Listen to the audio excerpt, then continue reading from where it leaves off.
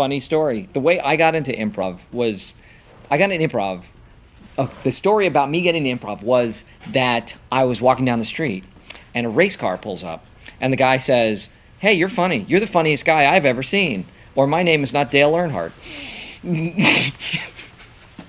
And that was an improv. The real way was that I found a flyer.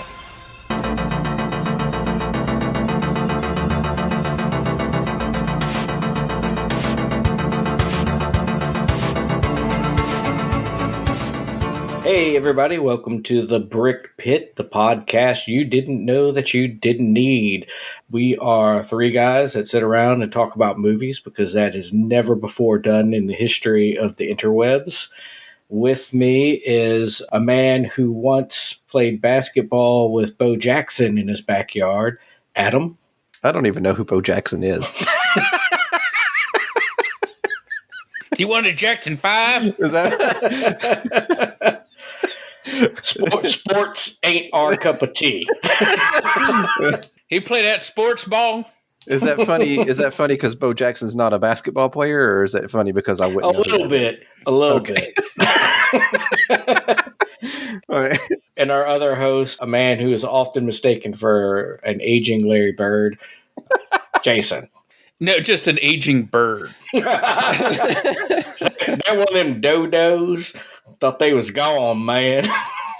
One of those old parrots who's, molted all their feathers and just sits there barking at Was it Thomas Jefferson or Andrew Jackson that had the parrot that cursed and they had to take it away from his funeral because it was dog cussing everyone? Andrew Jackson, yeah. That may be possible, but I'm pretty sure that's the greatest historical story ever. The swearing parrot. Look for Josh's new book out this fall. The Swearing Parrot. Pop-up book. So before we start, I haven't talked to you guys all week, so I do want to tell you this, and I wanted to wait till we were on air because I wanted to get your honest reactions for this. Two things happened to me this week. We love you no matter what, Josh. Okay, good. Well, I'm being dead serious. Adam's lying. It's sad that my life is this is really... I got a good news, bad news situation. This will be great on the podcast. One is I found out today that our contract is ending at work. So in the next 6 months, I'm going to be looking for something. So if anybody out there is that. Two is I got somebody that wants to read my full manuscript. Neither one of those things are true because I'm an unreliable narrator. Oh, poor things. As I like to call it, I'm a liar. I was suspicious. And then I was angry. And that's how I feel about unreliable narrators. So that's what we're going to talk about this week is the art of the unfactual fantasy tale and how it relates to film and plot structure, things you like about it, things you don't like about it. I find it most of the time distasteful. I very rarely find it interesting, but it is a thing that exists, and we're going to talk about it. There's an intriguing, rich history that spans various genres, according to ChatGPT. Who may or may not also be an unreliable narrator as I think about it. This may be made up too. Yeah, But, The Brick Pit, Season 4, Cruise Control. Don't be writing any court briefs based off of what we're about to say. That's all. So Hitchcock's 1945 film Spellbound is often cited as an early example. Rashomon, I believe, would be another good example, which gave birth to one of the greatest Simpson lines ever. Do you recall that, Jason? Yes, and you've actually mentioned it before on the show. Probably several times because it's a funny joke. But you like Rashomon. That's not how I remember it.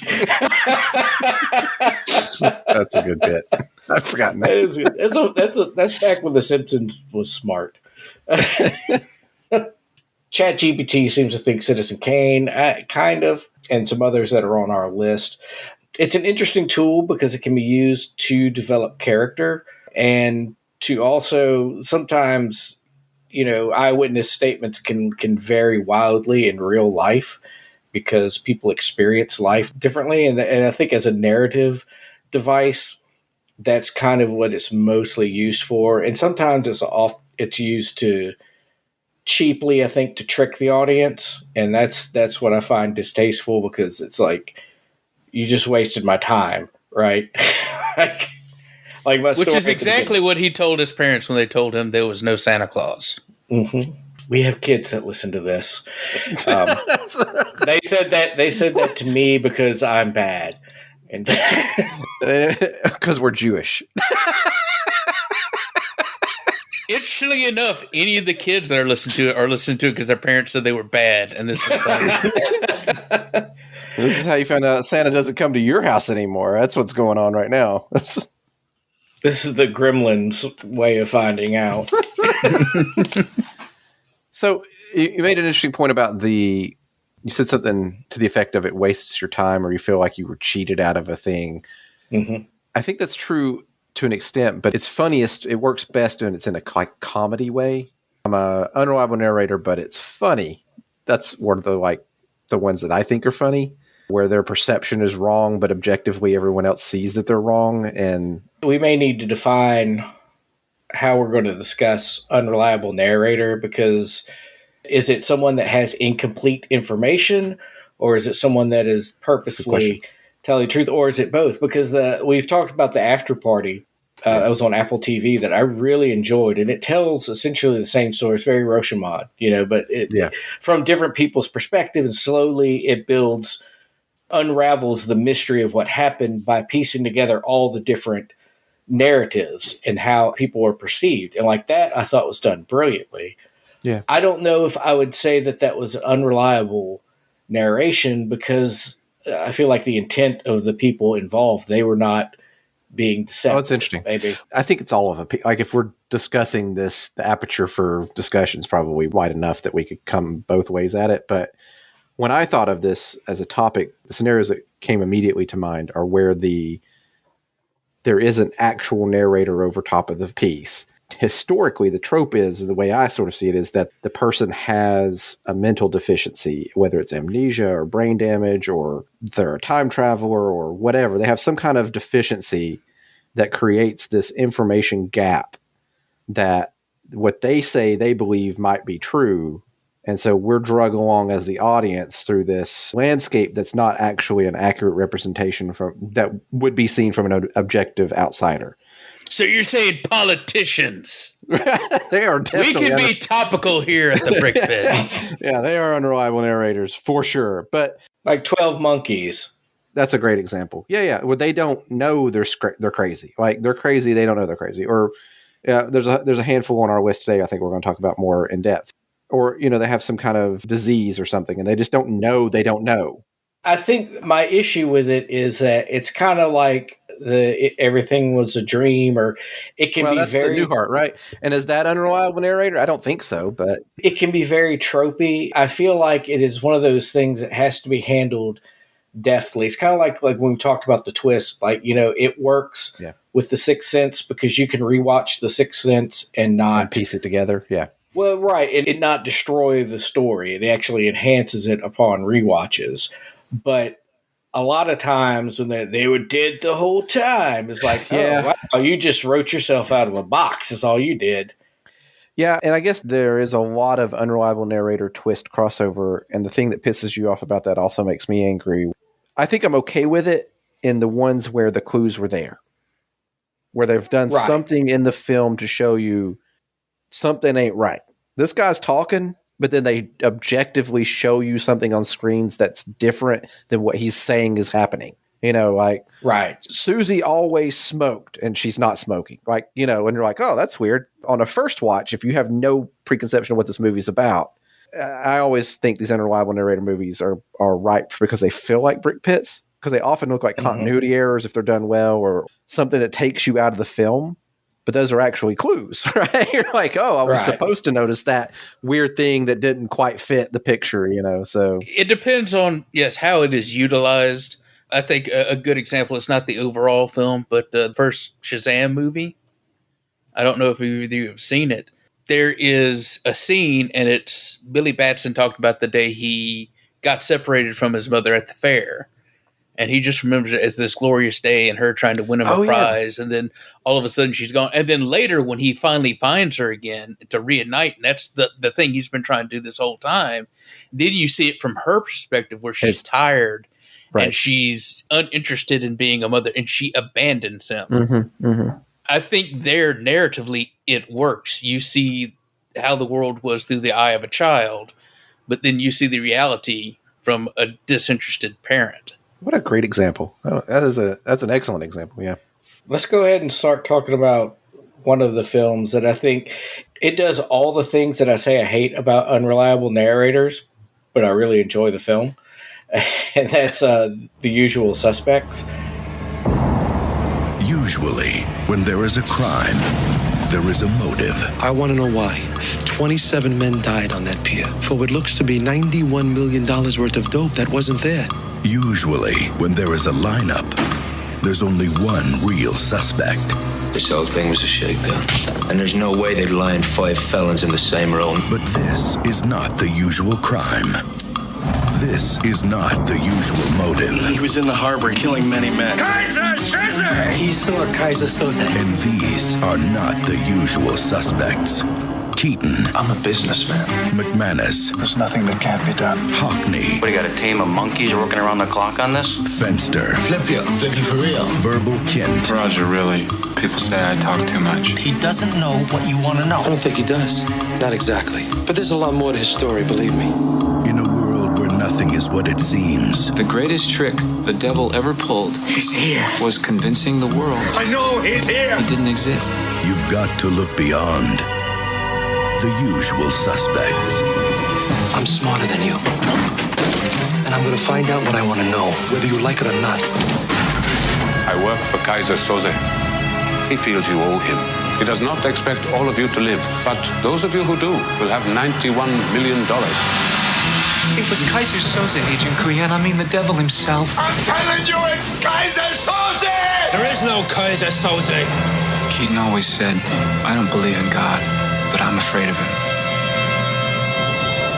Well, I believe in God. And the only thing that scares me is Kaiser Soze.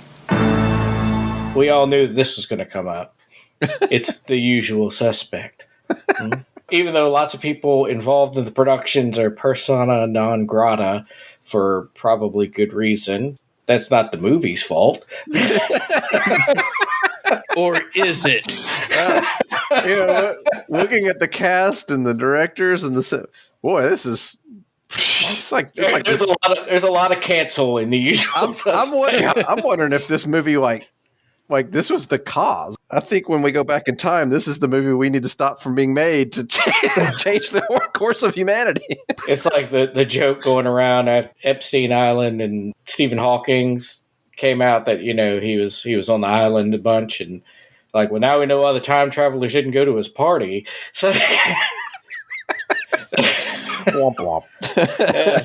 Film it seems like a standard kind of heist type movie. Yeah. There's a cop trying to figure out what happened. There's the usual suspects that have been rounded up that have been committing crimes, and they're all kind of telling the story. This one character, Verbal, I can't remember his last name. Verbal Kint. Yeah. And he's this kind of lame guy, this kind of Weasley guy. There's this nebulous figure of Kaiser Soze that's pulling all the strings, and they're trying to get to it. And the big reveal at the end, if you're in 1995, I'm sorry, I'm about to spoil this for you. But he was Kaiser Soze the whole time. He was he was looking around the room and, saying, Cupperson was the guy that we met at Blackboard Lane. And, or actually, it's ambiguous. He may have been Kaiser Soze, or he may have just been using the Kaiser Soze story and concept to throw everyone off still. One story the guys told me, the story I believe, was from his days in Turkey. There was a gang of Hungarians that wanted their own mob. They realized that to be in power, you didn't need guns or money or even numbers. You just needed the will to do what the other guy wouldn't. After a while, they come into power, and then they come after Soze. He was small time then, just running dope, they say. They come to his home in the afternoon, looking for his business. They find his wife and kids in the house and decide to wait for Soze. He comes home to find his wife raped and children screaming. The Hungarians knew Soze was tough, not to be trifled with, so they let him know they meant business. They tell him they want his territory, all his business. Soze looks over the faces of his family. Then he showed these men of will what will really was.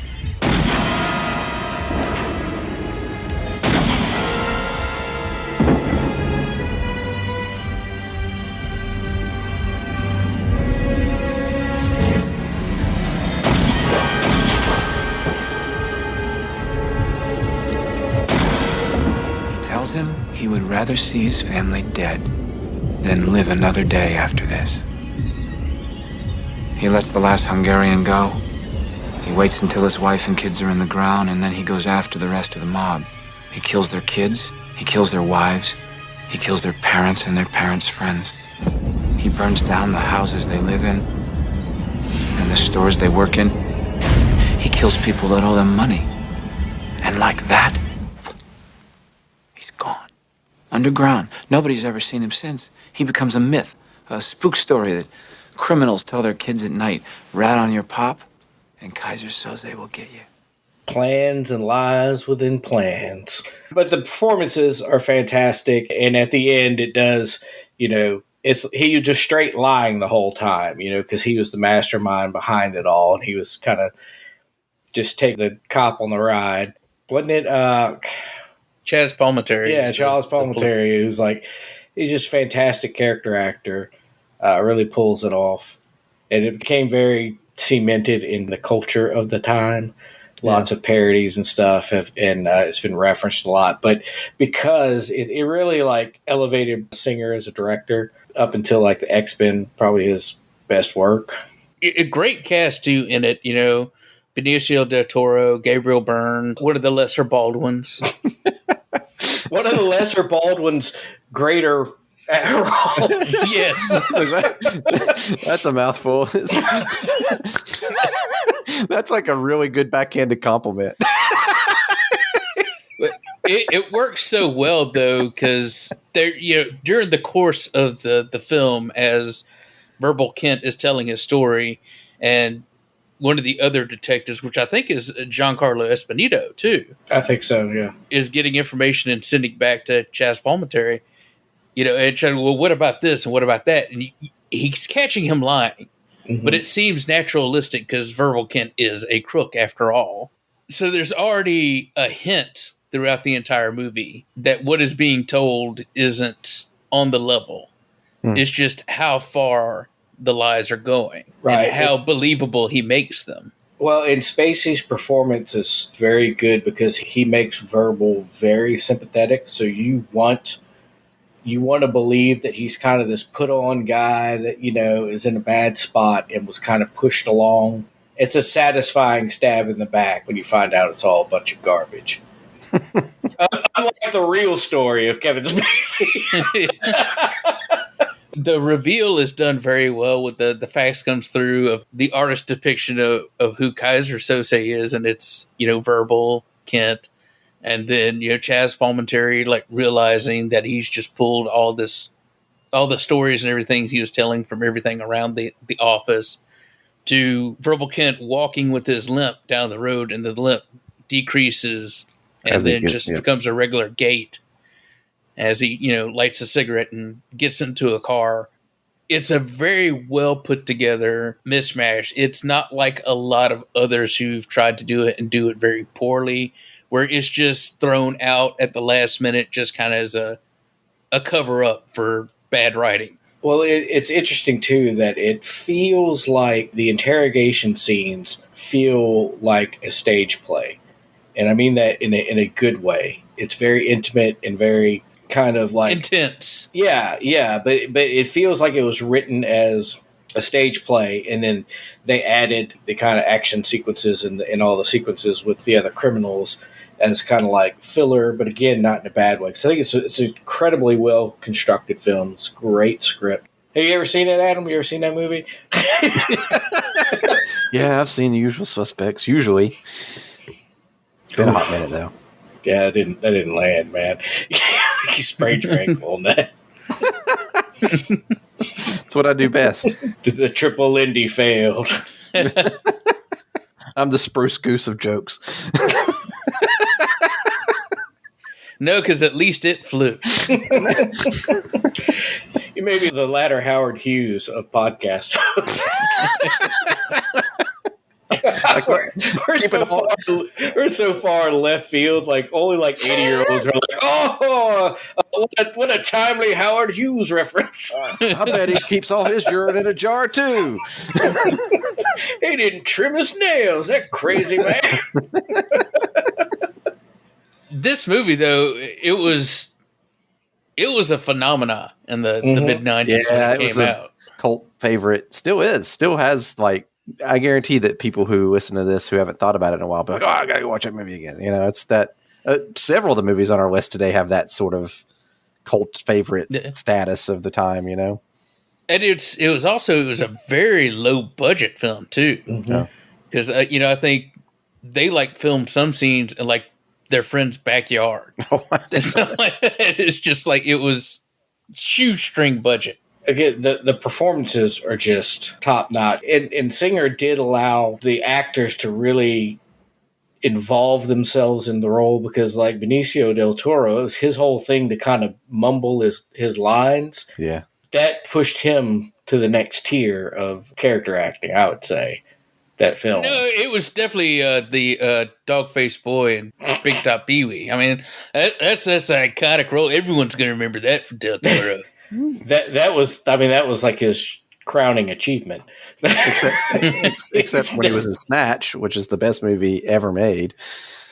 Oh God, we're on season 4 and you're still talking about Snatch. I mean, eventually you'll come around to understanding the. You should know by now, he's only seen like 5 different things. So that, What We Do in the Shadows, Blade Runner. That's true. He only knows Blade Runner because it's referenced in What We Do in the Shadows. He's seen. And not only is that true, that's very astute of you to point out. All right, well, moving on. Adam, let's talk about another film. This film I did not like, for the record, but I suspect that for a lot of people, the first movie that comes to mind when you think of Unreliable Narrator is The Fight Club. I want you to hit me as hard as you can. Why? How much can you know about yourself? You've never been in a fight. Wait, let me start earlier. Like many of you, I was stuck. No, you can't die from insomnia. I'd flip through catalogs and wonder, what kind of dining set defines me as a person? This is your life, and it's ending 1 minute at a time. I prayed for a different life. Soap. I make and I sell soap. And this is how I met Tyler Durden. Come on, hit me before I lose my nerve. Ow! You hit me in the ear! It was on the tip of everyone's tongue. Can I be next? We just gave it a name. Gentlemen, welcome to Fight Club. The first rule of Fight Club is you do not talk about Fight Club. After Fight Club, we all started seeing things differently.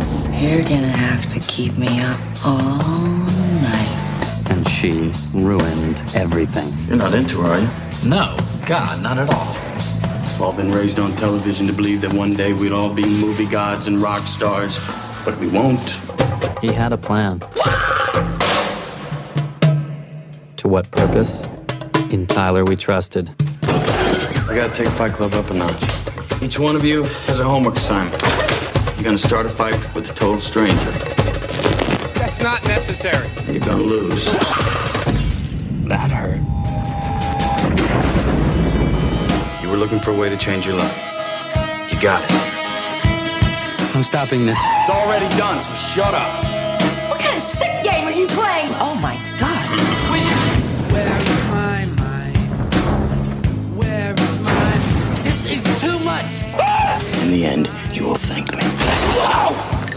Whoa! I love the fact you threw a "the" in front of there that doesn't exist. The Fight Club, you know. the computer, the Windows machine. Hang on. I'm getting a call from our lawyers. We are legally obligated to make this joke. You're breaking the first rule of Fight Club.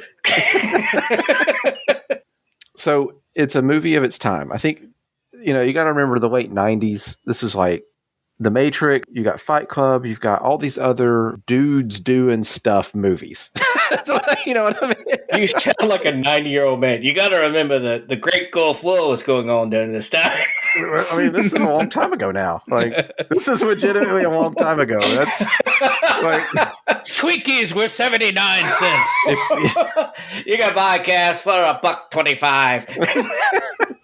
When this came out, everyone I knew who was the age I was at the time didn't understand it. Loved this movie. Totally missed it, right? But they loved it. They talked about it nonstop. It became like this just phenomenon that everyone would just not shut up about, to the point where it kind of like the flame consumed itself over time. I think like this movie was such a starburst that now people are like, ugh, fuck. Even people who loved it then were like, oh, I couldn't be bothered to watch this movie. Well, even the author of the book that it's based on says that if you think the Brad Pitt character is the hero, he doesn't want anything to do with you. I mean, to be fair, it's easy to misinterpret. Correct. Inadvertently or on purpose, it's unclear. But the market for this was 13-year-old boys. Right? This was aimed directly at meatheads. Yeah. To revel in their meatheadedness. Yes, the people it satirizes were the biggest fans of it. Yeah, it's a very Starship Troopers thing. Yes. Like, no. Doogie Howser's literally dressed up like a Nazi. What do you not get about that? It's not subtle, guy. It's one of those weird movies, though, because maybe you don't know this, or maybe you don't remember this, but it was huge with the like goth anti-crowd as well. Like those dudes loved it too. Yes, that was like the gang I was with, was the the weirdos and the outcasts and whatever, and they loved it because it was like a weirdo outcast movie. And I was like, and by that he means he drove them back and forth. Yes. To the movie theater or to get smokes or whatever. He was the chauffeur for that crowd. Give everybody the broad outline. Oh yeah, I guess that makes sense. People that haven't seen the film, and then I need like 3 minutes to unabatedly dump on this movie, and then you can talk all you want about it. Broad strokes here, and Jason does a much better job of this, but I'll do my best. So it's got Brad Pitt and Edward Norton, Helena Bonham Carter, Meatloaf, Jared Leto are the like leads in it. But the primary three characters are Brad Pitt, Ed Norton, and Helena Bonham Carter. Ed Norton is the narrator. He doesn't have a name in the movie, and he's also an insomniac, and he has all these other like issues. He works like the standard corporate job. He's an insurance investigator, if I recall. Yeah, he's kind of an actuary. Yeah, that's real with what he does in the movie. He's traveling to look at So the gist of his story arc is that he is this in a soulless job. He's single. He's early to mid 20s. He's got the standard corporate life. He's got no girlfriend. He's got no wife. He can't sleep. So he fills the void in his life by like trying to recreate scenes from IKEA catalogs by buying like the full suite of things for his apartment because he wants to basically look and appear normal because he thinks that's the consumerist lifestyle that he needs to emulate to feel like he's really producing things in society. And his job is he goes out and he'll go to a reconstruction of a traffic accident. And he'll figure out how it happened. And we'll say there's like a bolt that broke that caused the accident. So he's keeping track of that. And if a certain number of bolts break on a certain number of cars, they do a recall because the lawsuits would exceed the value of the recall. But if fewer than that break and people die, then they don't recall. That's the gist of it. So it already starts with this kind of morbid aspect of it right out the gate. But he narrates the whole film. So he's like, this is what I'm doing. This is why I'm doing it. This is why I want this IKEA furniture. In one of his trips, on the plane, he meets this guy named Tyler Durden. Tyler is like immediately personable and charismatic and kind of offbeat. It's Brad Pitt, so It's a guy who looks like Brad Pitt, and Ed Norton's just kind of like your every guy. That's the kind of the juxtaposition you're supposed to embrace in this. Tyler Durden says he makes soap for a living. He's a soap salesman. He gives his business card to the narrator. They get off the plane. As they're waiting for the luggage at the luggage carousel, you see Ed Norton waiting for his thing. Behind him, Tyler Durden steals a red convertible from a guy. You see the guy like waving his arms and trying to chase down the car while he gets in the driver's seat and drives off. Like, it's fast. Like, if you're not paying attention, you'll miss that.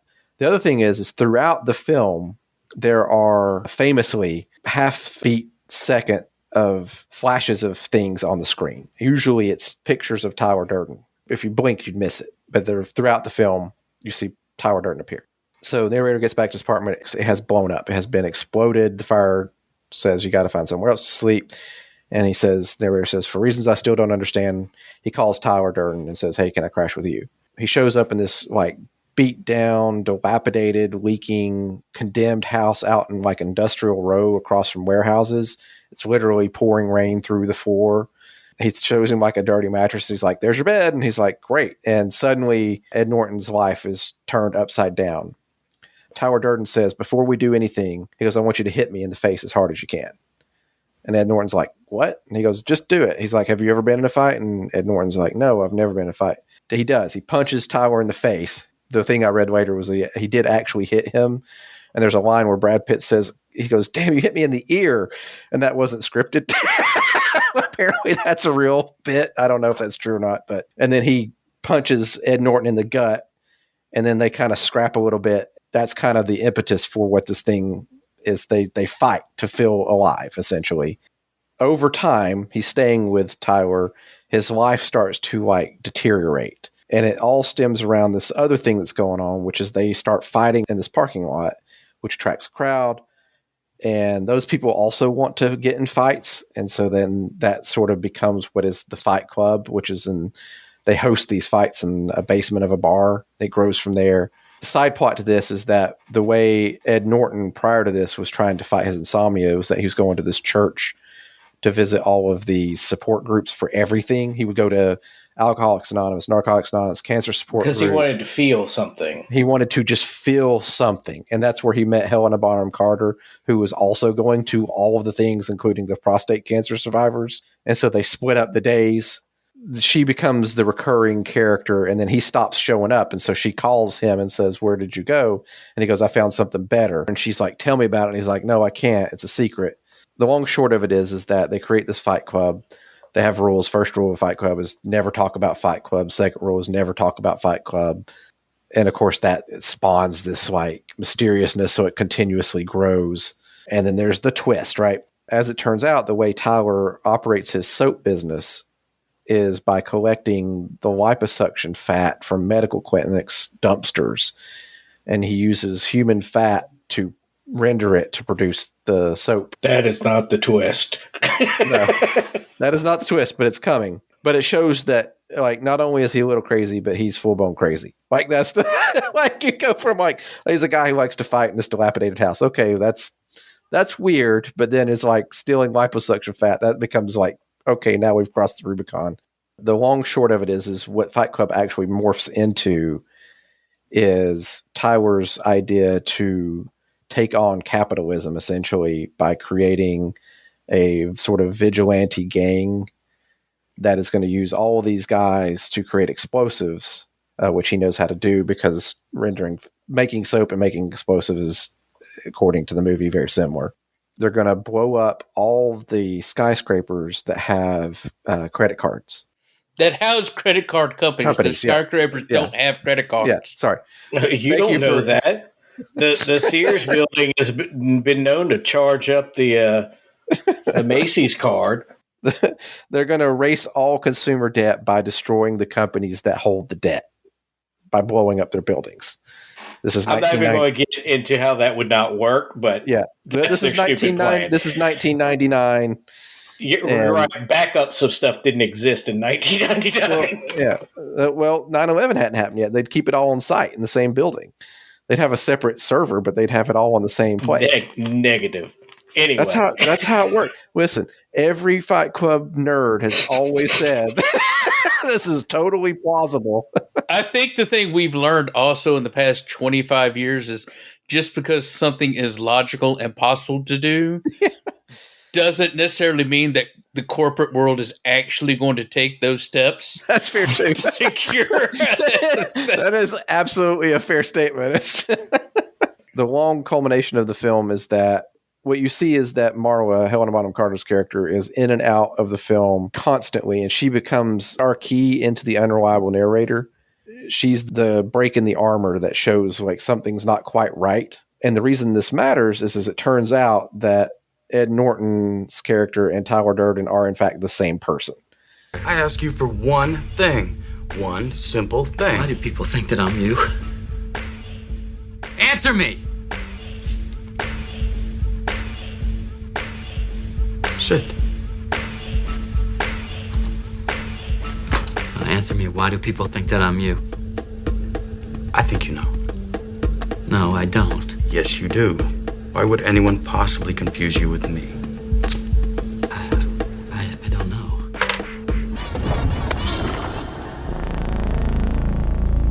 You got it. No. Do not with us. Say it. Because...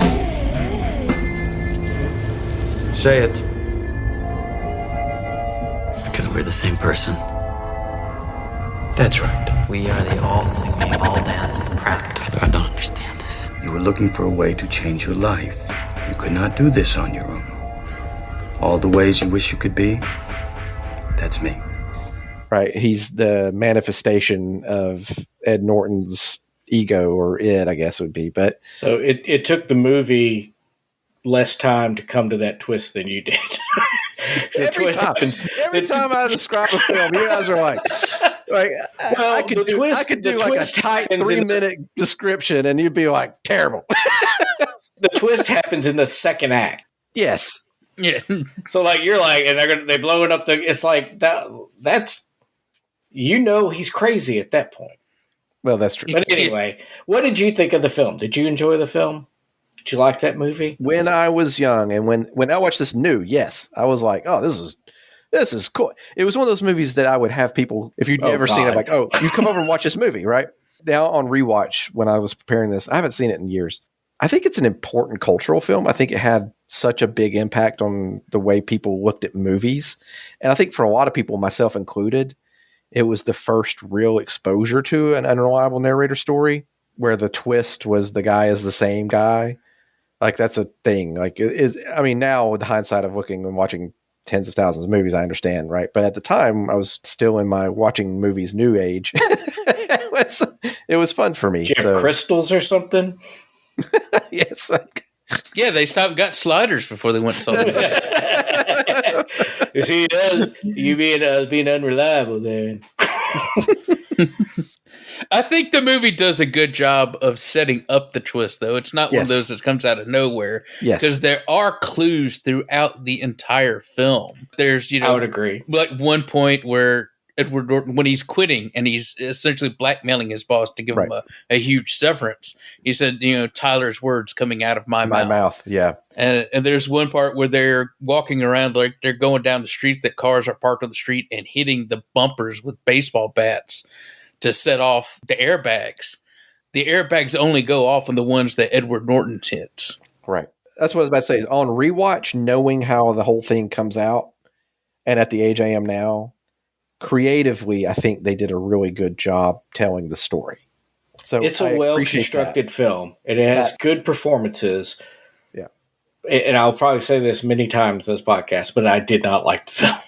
A, I didn't like what it had to say, and B, there was such a huge brick pit in this film for me. So aside from like, if you give it any thought to the whole premise, is like, it was obviously written by somebody that grew up on like one of the coast in like some city. I mean, I was in fights. I knew lots of people that were in fights, and getting punched there is something to that. It does change you when you get punched in the face. You go like, oh, I'm vulnerable. Like, that's the lesson usually learned, is like, I need to either toughen up or shut up.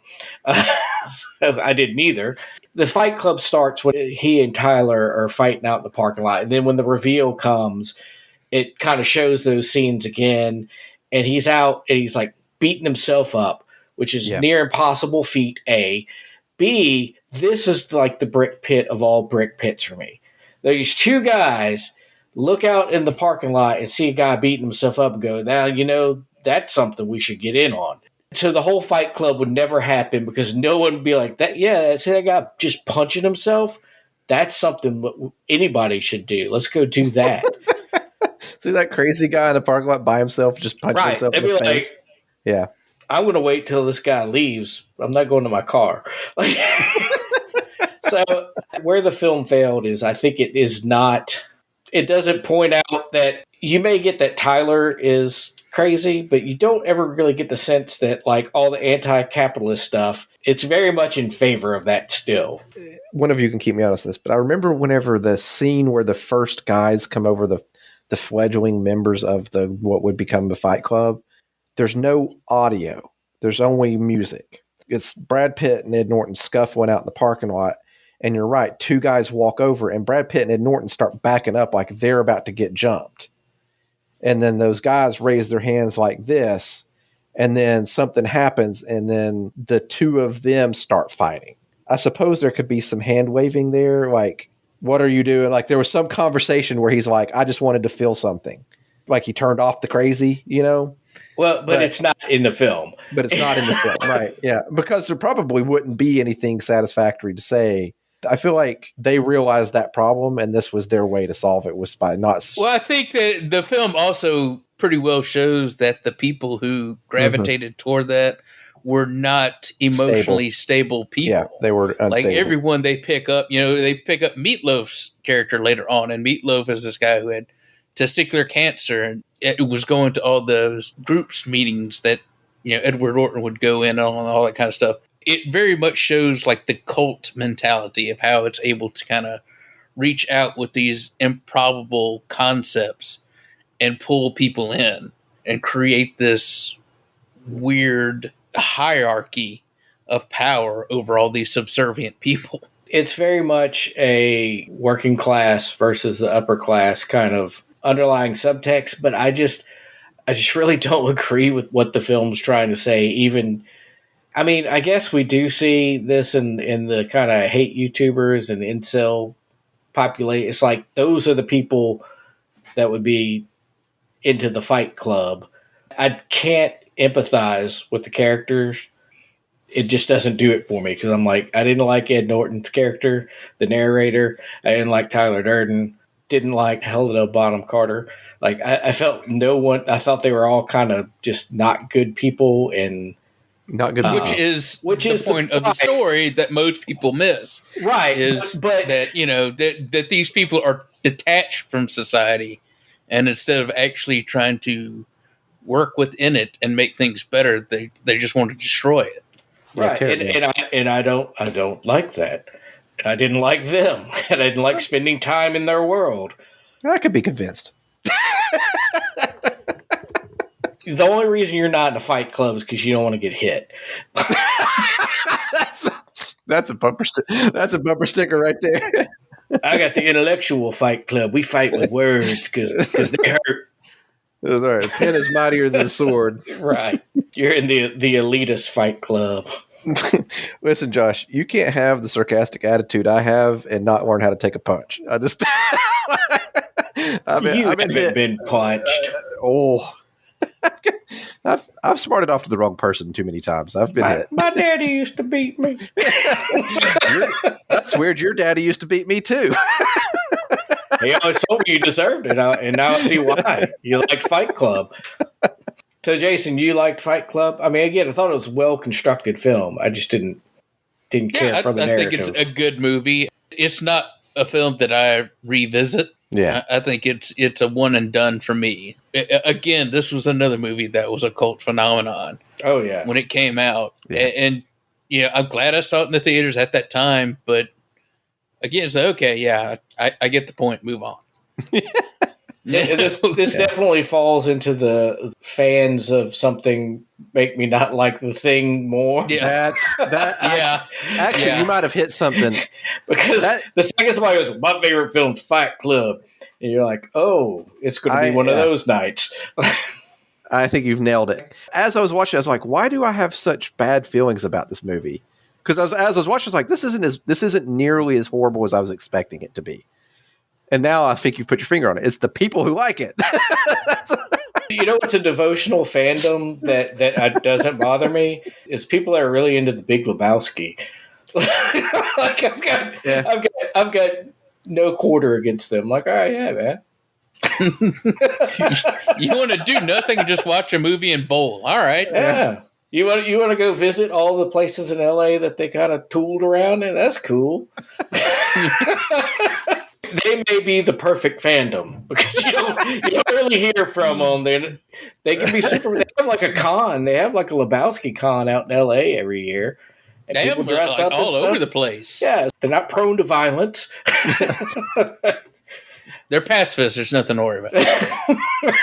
They're nihilist. They're harmless. Nihilist, yeah. They don't. So they're the opposite of Fight Club. They don't want to feel anything. That's the.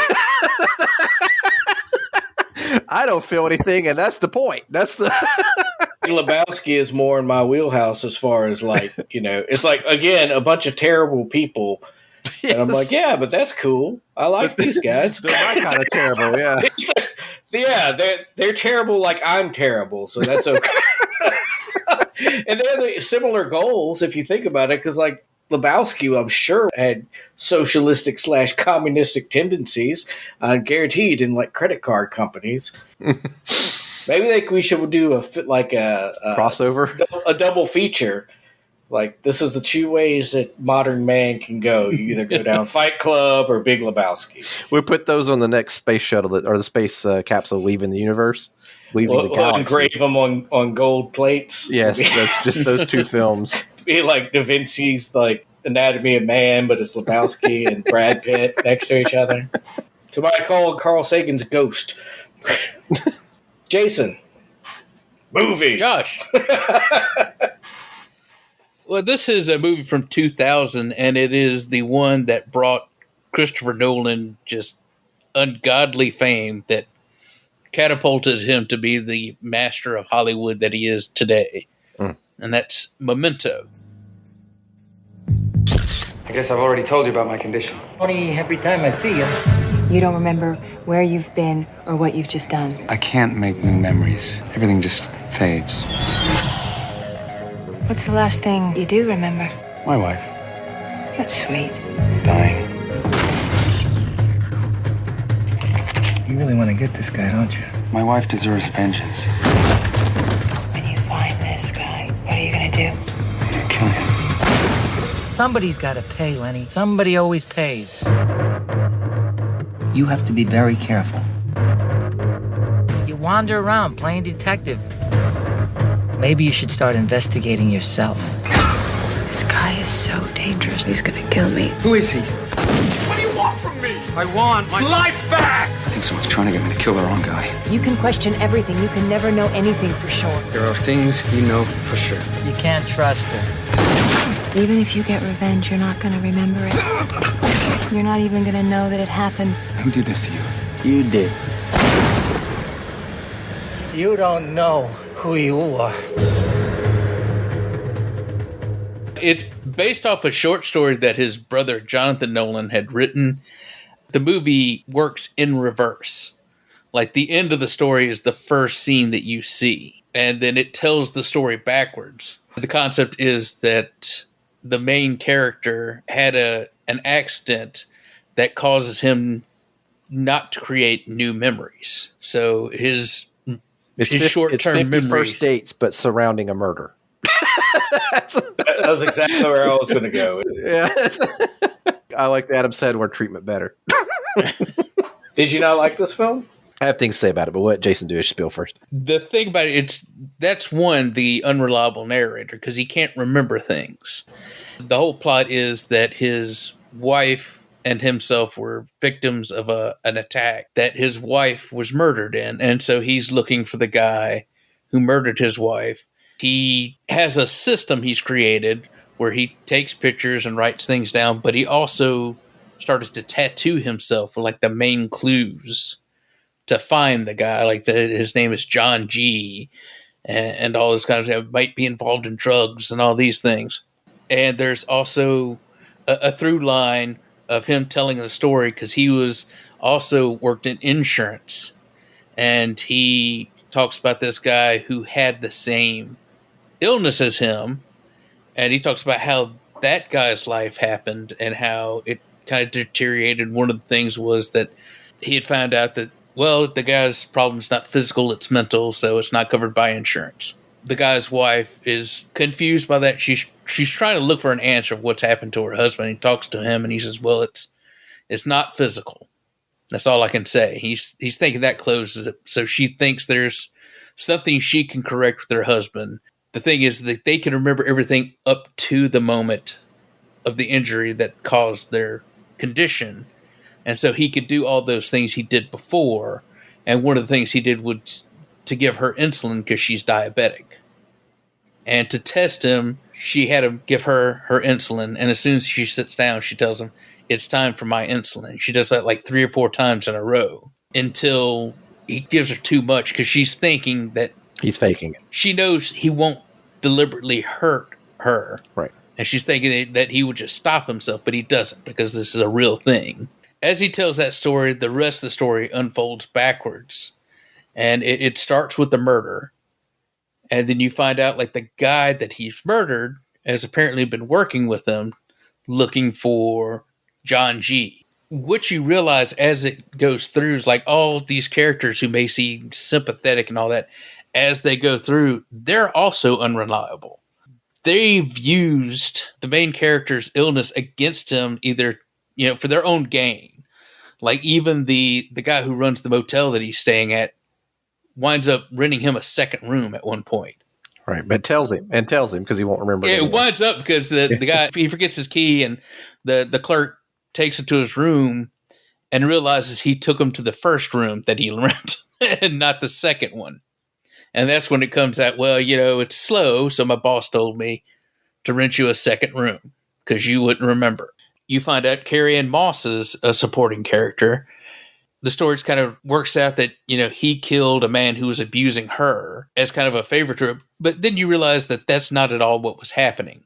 She deliberately uses him to murder someone else because her old boyfriend who's gone missing was in the drug trade and this guy's coming after her for the money.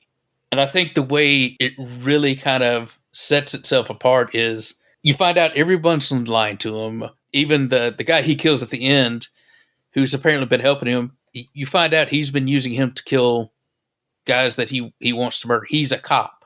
Yeah. And he says he was the cop that worked his wife's murder. You killed John G a year ago and you're still searching for him because you can't remember that you killed him. And we just got rid of this drug dealer and I'm going to take his money because, he's dead, but he's a bad guy. You find out also that when Guy Pearce, who's the main actor playing the character, realizes this, like through all of his notes and everything, he fudges his own notes to make that detective seem like he's the guy that killed his wife, to leading up to the climax, which is the beginning of the film. I'm not a killer. I'm just someone who wanted to make things right. Can I just let myself forget what you've told me? Can I just let myself forget what you've made me do? You think I just want another puzzle to solve? Another John G to look for? You're John G. So you can be my John G. Do I lie to myself to be happy? In your case, Teddy. Yes, I will. So everyone in this movie is unreliable. And you don't even know if the story that Joe Pantalone, who's the detective, tells him, if that's true. Because he even comes out saying, like the story that Guy Pearce is telling about the guy who killed his wife with diabetes. Is like, no, that's you. You did that. Your wife had diabetes. She survived the attack. I'm seeing Josh is just waiting to chomp at the bit here. I've got things to say too. This film it's got an insurance adjuster and it's got type 1 diabetes. It's like it was made for me. Intimately, I know these. You're leaning in. That's why I said. Yeah. It's an incredibly well constructed. This is it done right in my esteem. Just like The Usual Suspects. I wholeheartedly disagree with everything you just said. And I'm not surprised. Yeah, you mad that Guy Pearce lied to you? Well, having the superior taste in movies of the three of us, I feel like I have the most authority here. So. Sir, never went to movie school. I never went to movie school, right? So that makes me like the common man. What don't I like? So there's a couple of quick things right off the bat. One is I don't think the end result of the film, the payoff, isn't worth all of the like extra work that it took to get to that point. Well, I think the journey is the point of this film, not the destination. If you don't enjoy the journey, you're not going to enjoy the film. So yeah, I mean the payoff is almost superfluous to the journey that you take. The travel in your mind's eye. What works with this movie, it shows you how deceptive, not just memory, but any story being told to you can be. Yeah, he makes that point in the movie. He's like, because somebody says, "How are you going to reconstruct this murder without being able to remember anything?" And he says, "Well, how do detectives do it? They weren't there." And he goes, "And witnesses are unreliable, and eyewitnesses' testimony is historically unreliable." He goes, "I don't need any of that." He goes, "I just need the facts," which is fine. But there's all which is another point of the film because he deliberately alters the facts himself. Right. I mean, it's super downbeat. Like it's not doesn't have a very good view of humanity because everyone lies to him, including himself. It's almost like a true Greek tragedy in a lot of ways. Like, that's a big statement, and it stakes its place. It says like, this is what humanity is.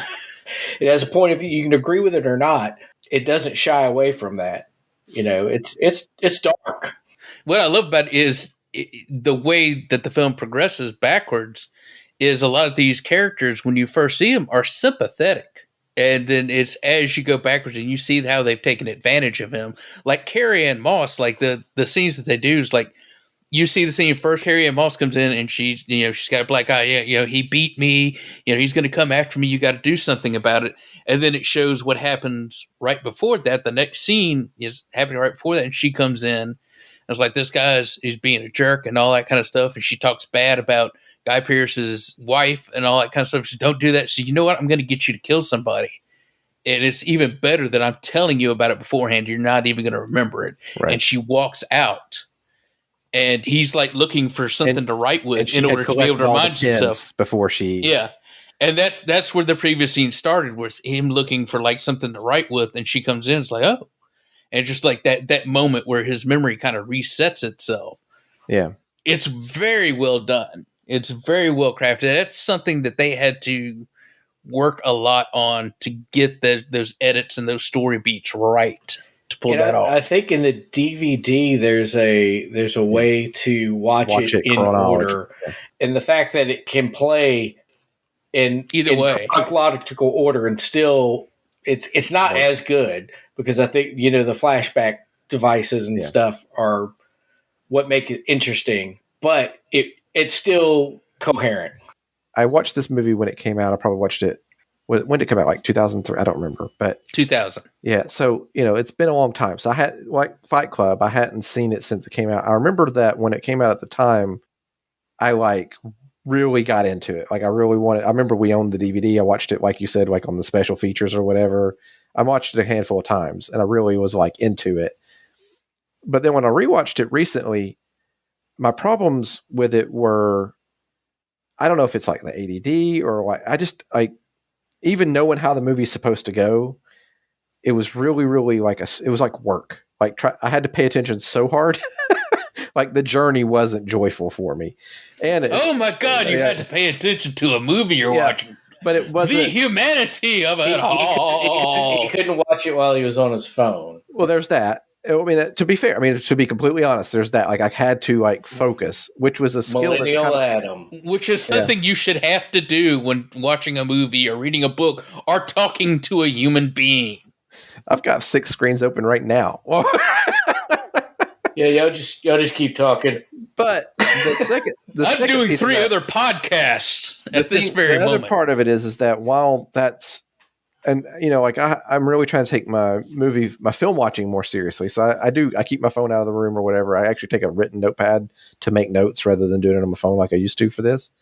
It was just hard. It was hard to like stay in the moment, stay on the screen, because it wasn't, the pace is really like steady.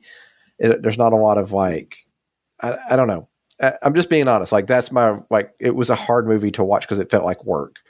The second point is that I just want to point out before you get to your second point, you're the jerk that talked down to people that didn't like Rings of Power because you said, oh, people can't stand the slow pacing.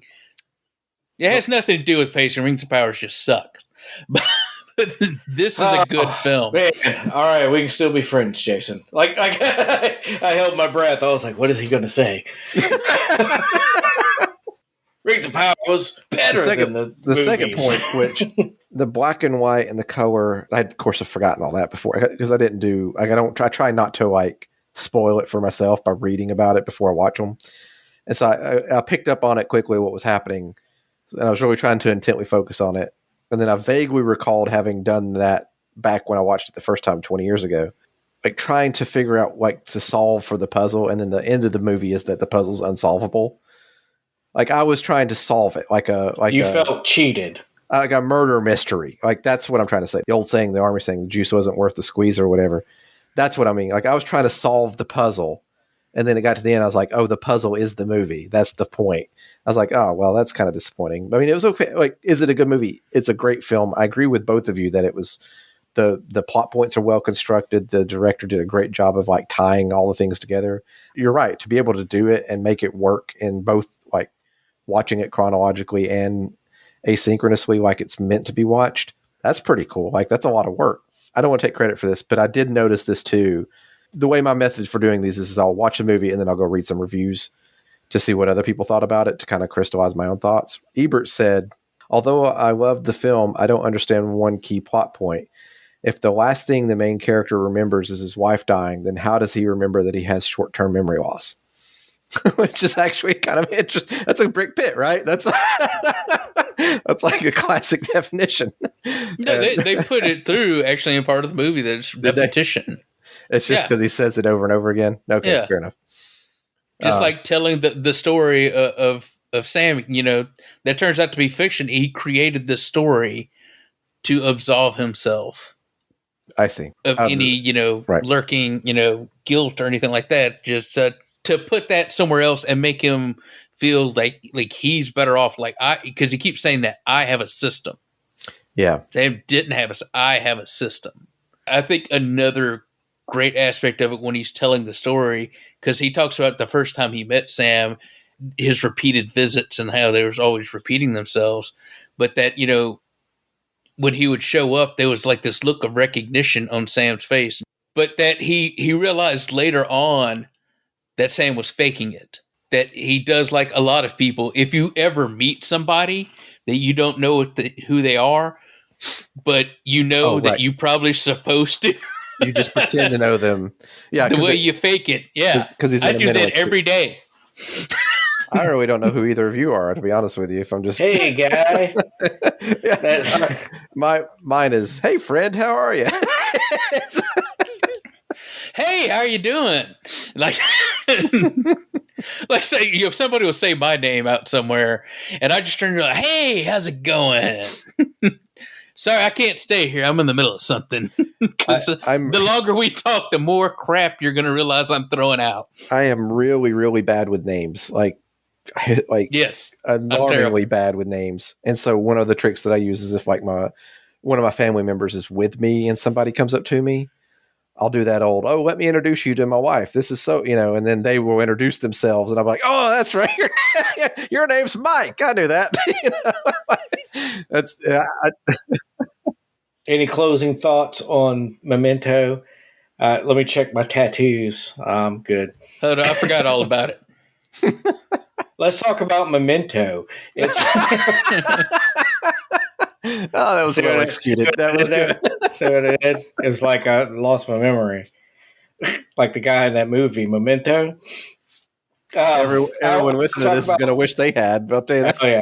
When I listen to our podcast later on, it's like Memento. I'm You like, never I don't do remember- that. I'm like, I never remember saying that. Superfan Patrick will like on X will be like, he'll like quote one of us, and I'm like, I don't remember anybody saying that. And so I'll go back and listen. I'll be like, man, that was funny. That's what I'm saying. I was going to say how vain I am is that whenever I listen to it, I laugh at my own jokes again. Like because I have no memory of this. Like it's probably, I don't know why. It's like as soon as we wrap these episodes, my brain just blanks, and people will ask me, people will send me questions. On the X and Y episode, you said this and that and the other about this movie, and I'm like, I don't even think I've seen that movie. What are you talking about? And what other people don't realize is that we record these like well in advance. People don't understand it's still 2022 right now. Yeah, that's why we talk about movies that are 20 years old. And we talk about topical things, like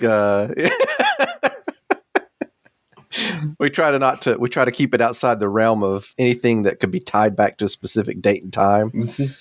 Because has anybody heard about this GameStop stock? It's going outrageous right now. NFTs, what are those? I bet you they make a movie about that. This episode brought to you by Coinbase. Dogecoin. I want to talk about one more film on my side. It is the Memento / Usual Suspects of chick flicks. I've never seen this one. It is 2007's Atonement. See? Yes. Why don't you talk to Robbie anymore? I do. I just move in different circles, that's all.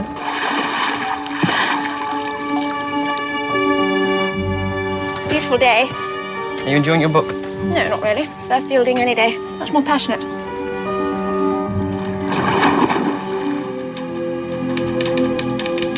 Can I tell you something? Something really terrible.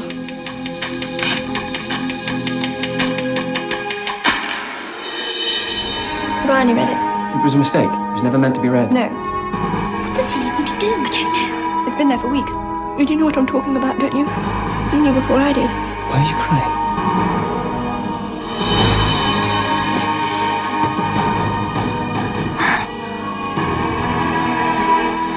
Cecilia! You ought to call the police. You saw him? Yes, I saw him. I know it was him. You know it was him? Or you saw him? Yes, I saw him. I saw him with my own eyes. I would believe everything Bryony tells you. I love you. Come back. Come back to me.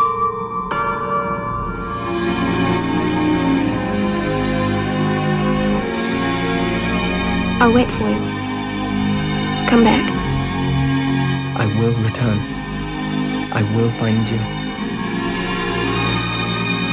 I know what I did was terrible. I don't expect you to forgive me. Imagine not knowing if he'd ever come back.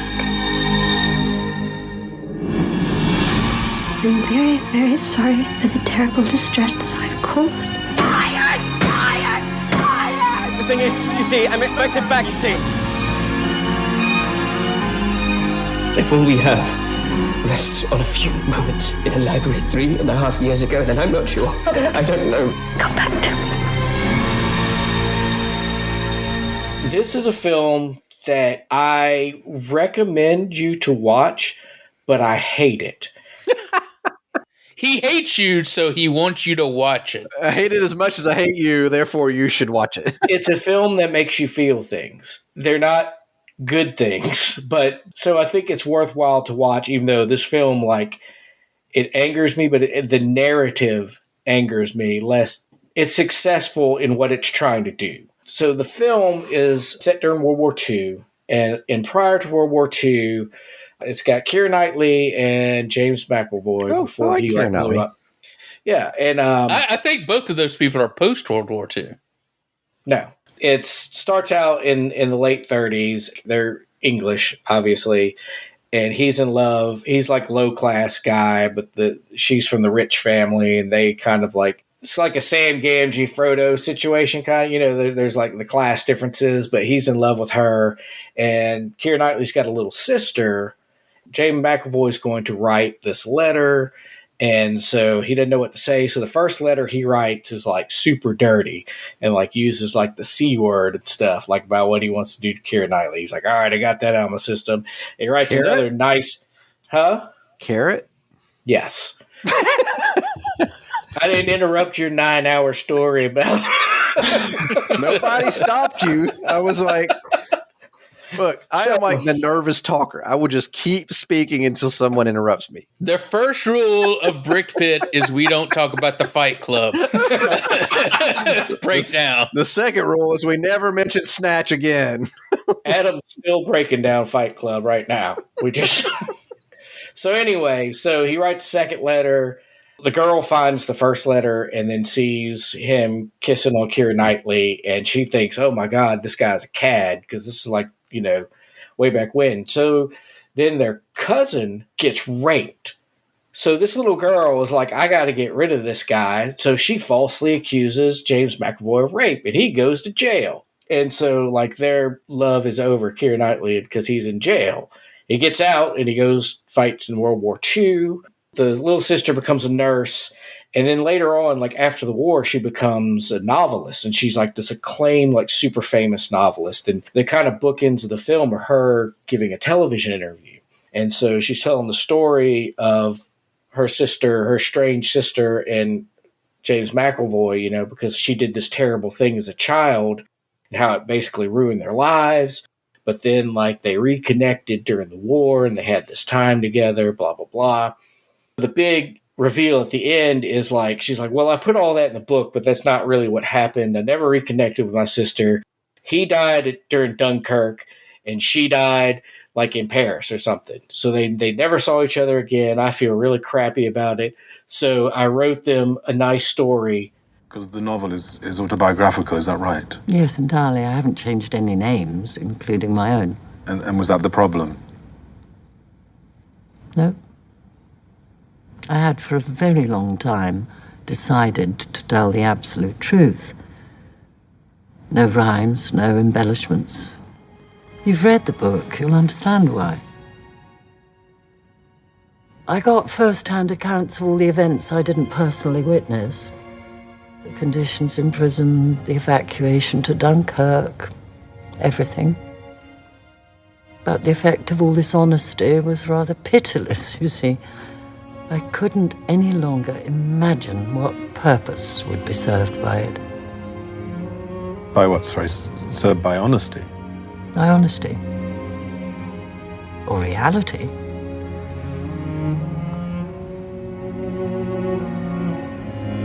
Because, in fact, I was too much of a coward to go and see my sister in June 1940.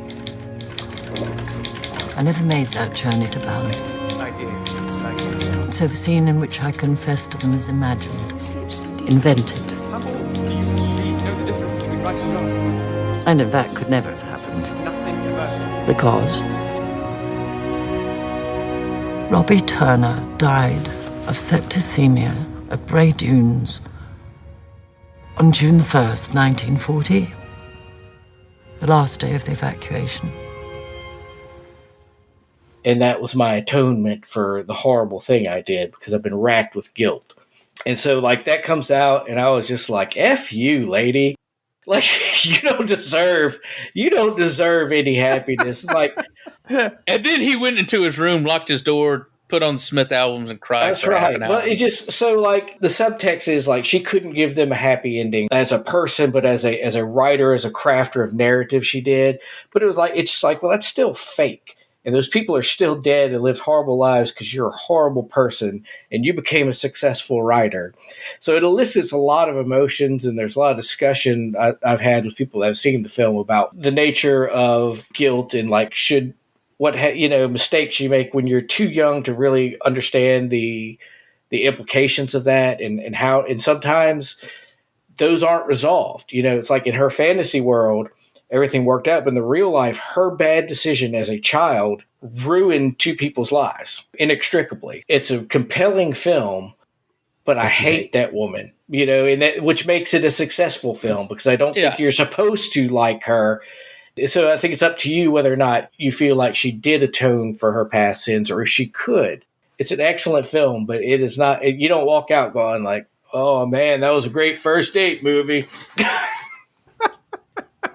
I think I haven't seen this film, but as you said, it sounds like it did its job because it made you react to it, and Yes. that's what art does. It makes you have some reaction, some connection to it emotionally, Right, and it doesn't always have to be good. And I think so. I think I can't call it a bad film because it tried to elicit reaction, and it did because it was crafted well. The cinematography is great, the acting is fantastic. It draws you in, and when you're angered by the story, then that's a good film. You know, yeah, that's a success. Yeah, We've been artists this whole time, and I didn't know it. This is perfect. No, people not liking us is different. That's not the. That's This is the like when they reaction. get mad at a politician. Like, that's not art. That's just anger. Anyway, I would highly recommend, if you haven't seen it, to watch it because it was before Pirates, I think, and it was right before McAvoy. He had starred in a couple of things, and he was just starting to get some heat It's on very him. much the beginning of both of their careers. Yeah, and like you could actors, you can see in it that like they're both going places. You know, they're just. What has Keira Knightley been in lately? I mean, I'm not looking this up. My dreams. Is that your wife behind you there, Josh? Hey, how's it going? In my dreams, I dream of her as Padme's decoy, and when she's dead. And no other way. And I go, that's a shame. Well, if you guys haven't seen it, there's not a whole lot else to talk about. I do highly recommend it. Jason, do you have any others you want to talk about? Yes, I want to talk about what is kind of the foundation for this entire concept within cinema. It's the 1920 German classic, The Cabinet of Dr. Caligari. Oh, cool. Now, this is a film that they show you in movie school. Like day one. Did they show it to you in movie school? Yes. Like you actually sat in a classroom with other people? Yes, yes. And you took notes on a notebook? Again, yes. I don't. Do you not understand what school means? Is that a concept that still have that notebook? eludes you? Can you post those notes on the internet? I'll tell you exactly where I'll send those notes. I'm now telling the computer exactly where it can keep.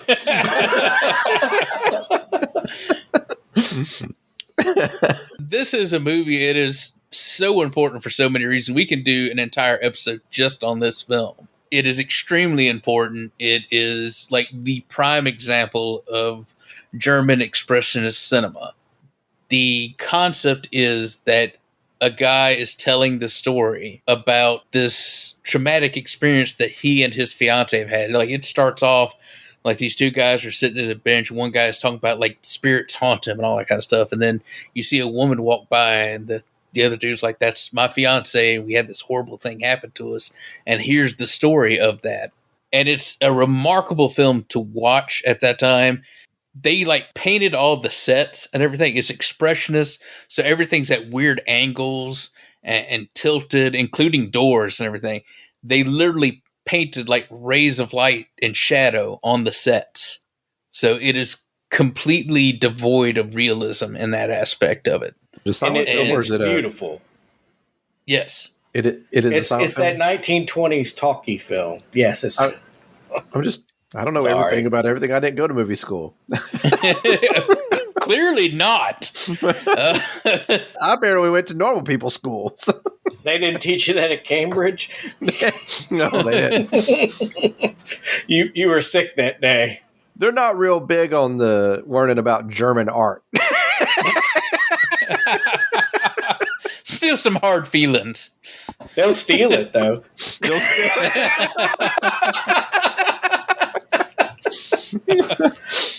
just take it and put it in a museum. It's ours now.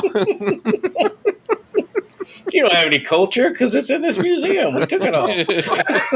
No, you do have culture. And in fact, we'll put a little plaque describing exactly how important this is to your culture. But we're not giving it back.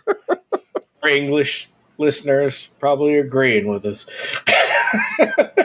Well, we know the Irish ones are. That's right. Oh. All right, so we do get political. Yeah. That's racy for 2022 too, man. I mean, that's Well, I could have said Egyptian, but I didn't want to offend. It's amazing to watch, and it's only about an hour long. He tells the story of it's a fair, and this guy shows up, Dr. Caligari. His exhibit is a somnambulist, a sleepwalker, who wakes up and predicts people's future, and it's generally always you're gonna die. That's a pretty fair prediction. I mean, everybody's going to die eventually. Yeah. That's a but like before sunup. That kind of prediction.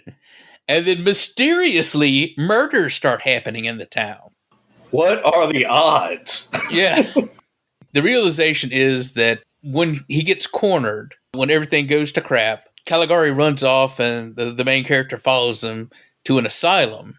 And he's asking all the people that work there, is like, the guy just ran in here. Have you seen him? His name is Caligari. Is he a patient?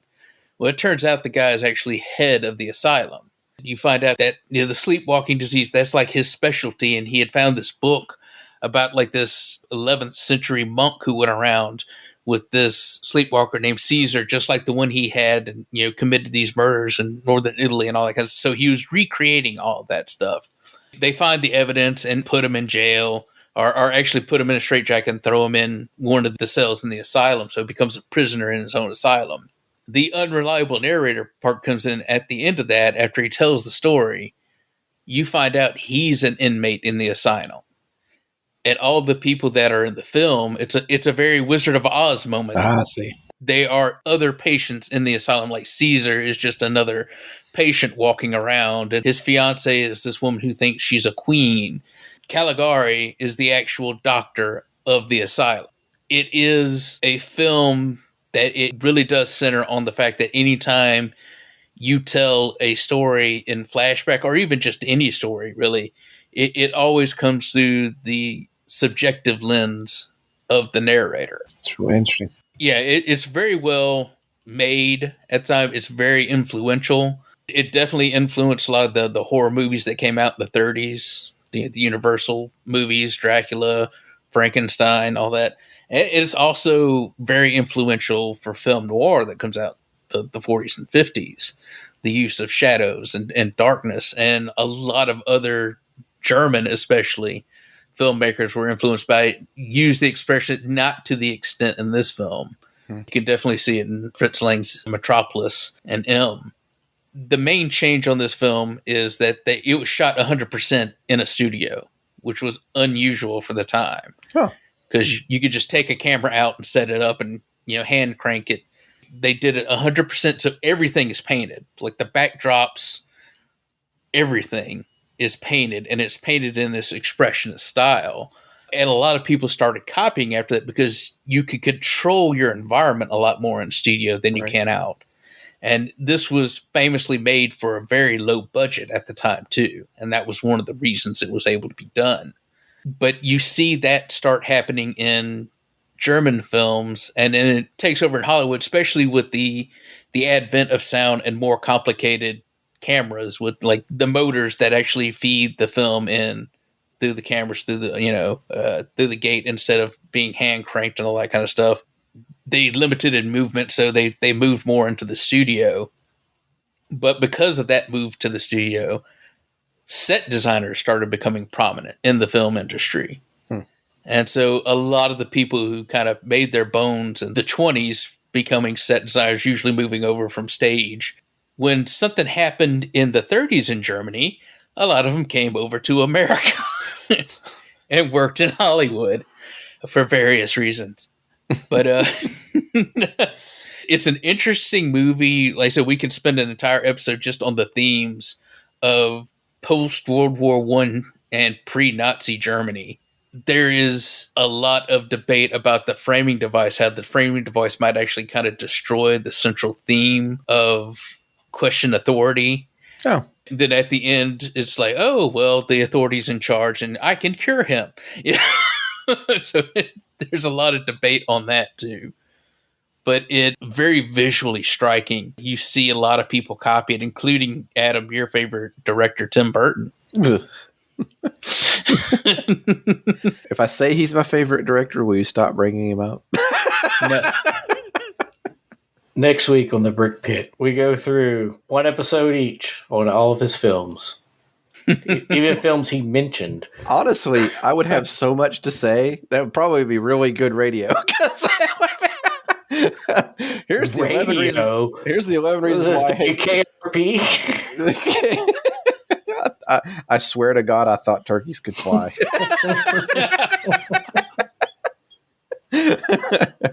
See, the younger viewers are going to get that because they've seen that on some shirt somewhere. That's a meme, isn't it? We do sound like we're 900 years old with some of our references. We are talking about a movie made in the 1920s right now, so that's and Jason's almost like he was there, like he's excited about it. Shh! No one's supposed to know about Jason's immortality. Immorality. I was immorality. Come on, Josh! You were there in movie school when we watched this. I don't remember seeing this in movie school. I remember seeing it though. Oh, I'm unreliably narrating. That's literally every episode of this podcast, though. Yeah, I feel like I did more prep in movie school. Adam, where can people reliably find us on the World Wide Webs? You know, if people were still inclined to reach out to us after this debacle of an episode, the three of you left. If you've made it, the problem is they weren't before this episode. If you're still listening at this point, may God have mercy on your soul. Honestly, I think we can name the people that are still listening. Well, then we don't need to tell them how to get a hold of us, do they? They already know. They've never gotten a hold of us, so. Well, some of them have. If you're still listening at this point, you probably live with one of us. So just come knock on the door and say, hey, it's time to come to dinner. But knock first. Always knock.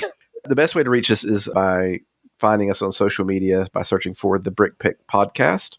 The other way to do that would be to email us, brickedpit@gmail.com. And last but not least, you can go to, as far as we know, as of today's recording in 2022, anchor.fm/brickpit, where you can leave a voicemail, and we'd love to play that on there. You can also do that by sending a personal message to us through our social media or any way that works for you. And we'd love to hear from you as always. We really appreciate all our listeners.